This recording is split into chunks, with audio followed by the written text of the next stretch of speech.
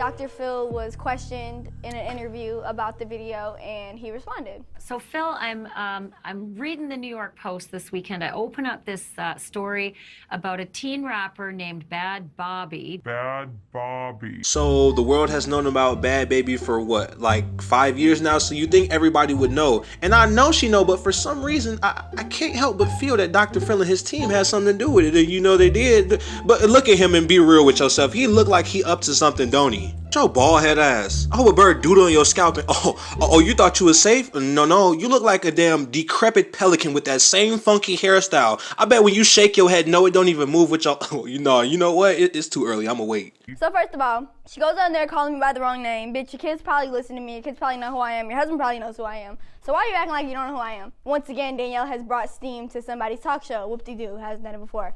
Anyways, her mom brought her on the show to say I can't handle her anymore. So here's that moment off your show.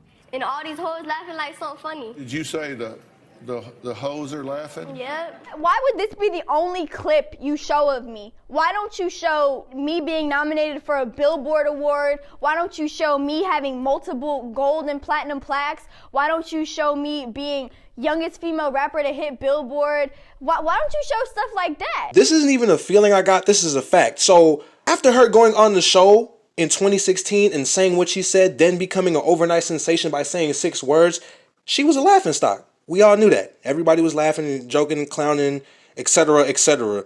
And I bet Dr. Phil thought she was going to fall off and people were going to forget. But when she made a real name for herself, you get mad. I never understood that. Like, how do y'all find joy in seeing other people fail? That's, man. So the audience are a bunch of hoes. Yeah. Catch me outside. How about that?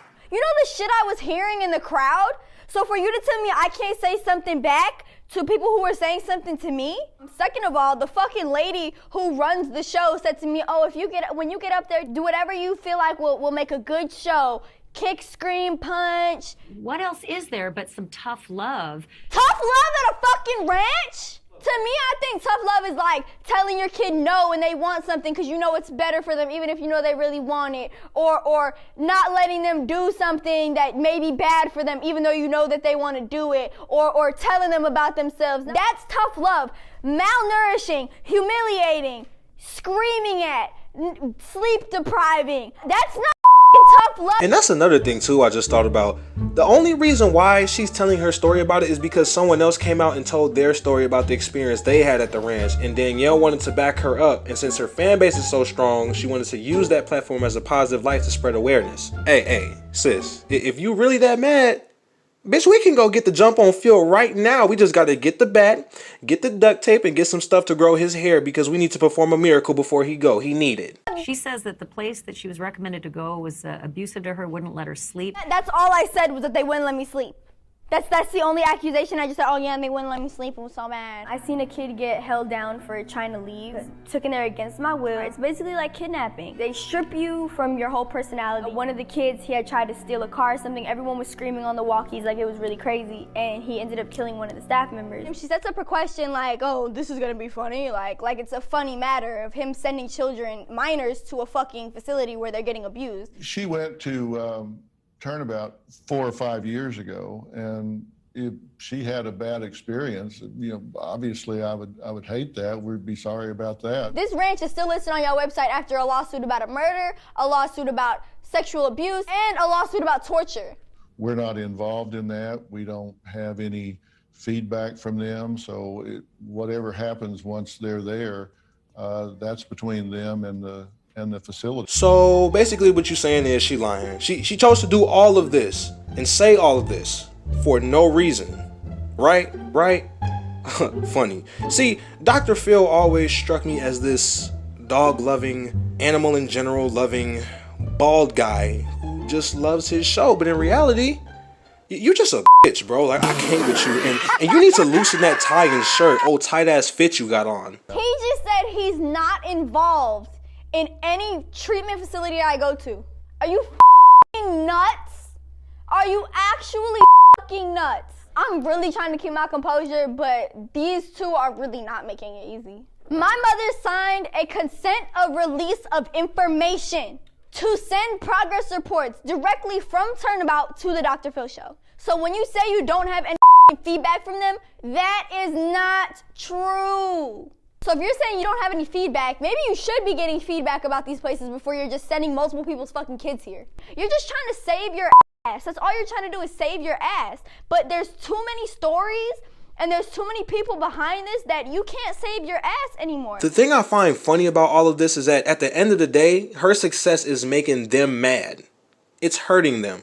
Only because they letting it, and through everything she went through, she deserved everything she got, and I don't care what anybody say. And I wasn't in her life, but best believe if I was, she would have got help from me, and that's on my mama. But the thing to take from this when it comes to hate, you will never be criticized by someone doing more than you. You'll only be criticized by somebody doing less. I assumed she had a problem. She filed a complaint with the proper authorities or something 5 years ago. So I really don't know much about it. You're also saying that when I was 13, I should have known how to file a complaint about a program. The only thing that made me comfortable was Hannah speaking out, so I'm gonna talk about it now. Someone needs to have her back. That's all it was. I don't ask myself why you're the way you are. I ask myself why not, because if you look at their upbringing, and I'm not talking about this story, it was 5 years ago. I don't remember too much about it, but. You don't remember nothing about the story? All my clips total on your YouTube channel got 160 million views.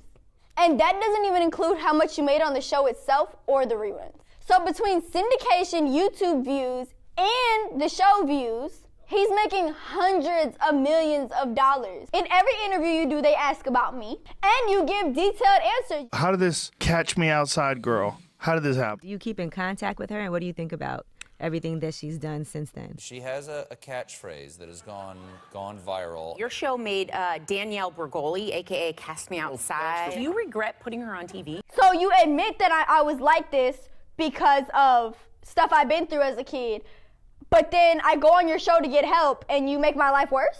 So I've definitely gotten through those years with no fucking help from you. All you did was add more trauma to my life. I've got, like I said, multiple plaques, multiple millions and billions of views, billions of streams, millions of dollars, and I turned out just fucking great. And it's like when you do something people thought you couldn't do, they still gonna talk. And most of it's gonna be shock and jealousy with some leeching and reaching when you make it. That's why you gotta put up that wall so they don't get in, because it's so easy for somebody to steal your energy. To anyone out there in a bad situation or you feel lost in life, whatever the case may be, I want you to know I love you and I want you to keep following your dreams and remember to have self-love. You're here for a reason. It's such a great ranch, right? Turnabout Ranch, which is a very serious, responsible place for kids to go. Torture, murder, almost 2 murders, sexual assault. You don't watch the fucking news. Stop acting like you don't watch the fucking news. Everybody with a fucking television watches the fucking news. Stop. I try to be an emotional compass and point parents in a direction. What fucking direction is that? Sexual abuse, murders, and fucking torture? That's the direction? Oh, that's phenomenal. Start your to-do list, parents. Have your kid watch somebody get murdered, have them get sexually assaulted, and have them get tortured. They'll come out great. When you have a child like that who is incorrigible, I mean, I just watched that behavior and I thought, wow. I watched the behavior and I was like, wow. I'm Michael Jordan. Stop it. Get some help. So we're not gonna talk about none of her success, yet have you done what she's done?